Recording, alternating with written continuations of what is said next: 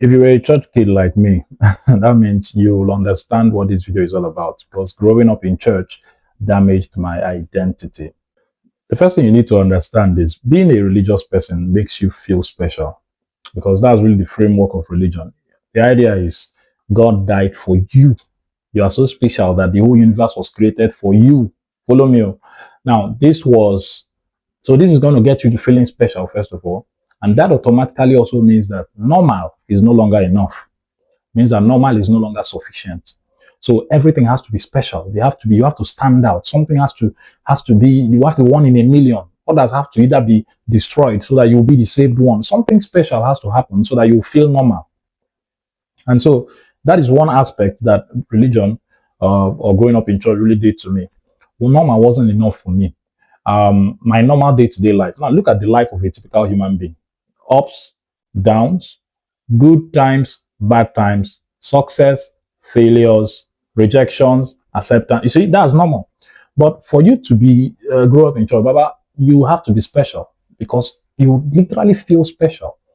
And that was my life. Now, what now made it worse was that what I was now a preacher's kid. A lot of attention. So, what people, even outside, even within religion, the level of norm that they've accepted, I've not even accepted at the time because I was always feeling super special. Their own is special, but my own was super special because things sort of got easier for me as many people were willing to help out with certain things as well.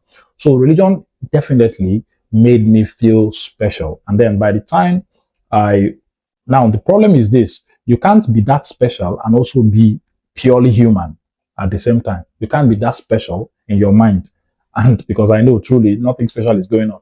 But you can't be that special in your mind and still be human at your at your core behavior.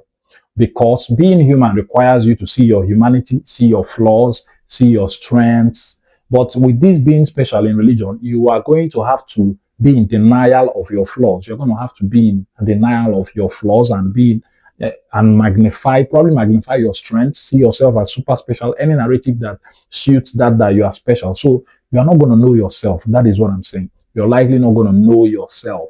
You're going to know a version of you. Number two, the second way is always performing and always performing holiness. You see, religion or growing up in church made me to be a performer. Made me to be a performer.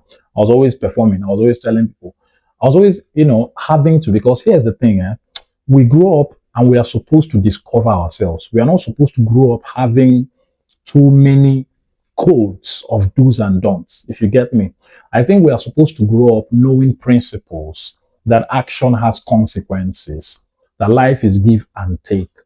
Principles, it's not supposed to be much more of do's and don'ts that are going to hold you rigidly in a box until you die.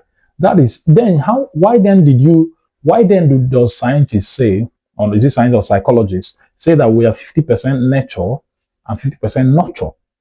So you're not supposed to just be these codes. No, no, no.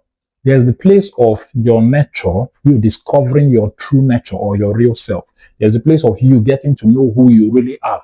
But when you've been told almost how to, people that are Muslims, that even how to eat, even the hand washing culture, every now and then you have to wash. They are told even how to meet your wife, probably. How then will you discover who you truly are? And so you enter this performative mode. Many Christians are performers. In fact, I think Christians are performers, right? So by the time I left religion was when I actually started truly knowing who I really am. And number three, of course, growing up in church damaged my identity with guilt, fear, and people pleasing. Let's start with guilt. Guilt essentially meaning that I was always feeling guilty for things that I didn't really have control over. I was feeling guilty for my human flaws. I was feeling guilty for not meeting up to 100% the standard set by Christianity. And imagine living that kind of life. I didn't think I was good enough for anything because if I'm not meeting the standard that they said that we are supposed to meet, then why am I good enough for anything? Then fear, it was a culture of fear. Christian religion is a culture of fear. Islamic religion is a culture of fear. Everything is motivated by fear. You're going to greet someone is because you don't want to go to hell. If you're going to do this, it's because you don't want to go to hell. It's a culture of fear, fear, fear, fear. I'm telling you that many Christians, if there was no fear of going to hell, will stop going to church. In fact, if there was no fear of this, that was so, is a culture of fear. And that fear prevents you from actually exploring and doing the things you truly want to do, to know who you really are. And then lastly, people pleasing. You see, the religion, it's a Christian religion, it's such that, let me tell you something about life generally. I've seen many of the religious leaders in my local church at the time violate this same principle, but because for some reason they are so religious, but yet their reality in their brain is disconnected from what they profess with their mouth. This man is preaching turn the other cheek, yet somebody will do something to him, he will take the person to court. Which part of the message of turn the other cheek don't you understand?